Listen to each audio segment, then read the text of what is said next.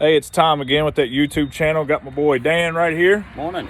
We are working on his '07 Western Star. It's got a 14-liter Detroit in it, 60 series.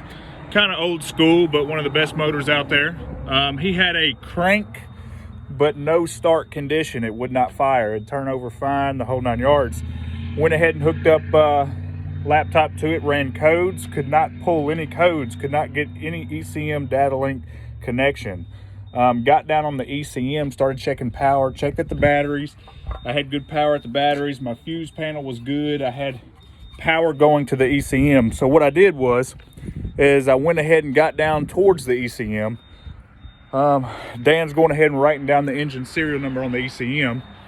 I checked power on the ECM, and I'll show you where that's at here in a second. Now, this is a DDEV 5 engine, so it's got the newer model ECMs on it.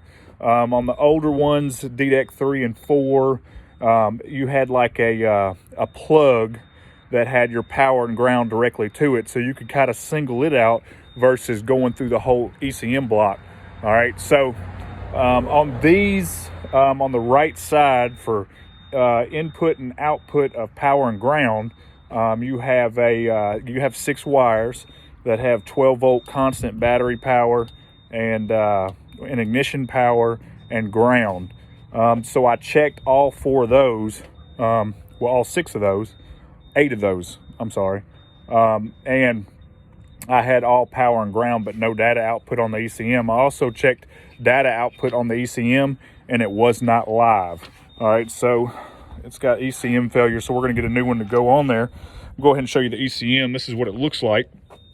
On this side of the ECM pin connector, you got these 4 pins going down right here. All right, the top 2 on both sides are your powers, and the 4 bottom ones are going to be ground. Those were constant, but no data output. So we're going to get an ECM for it and throw this sucker back on there and fire right up. Subscribe, like, share that YouTube channel.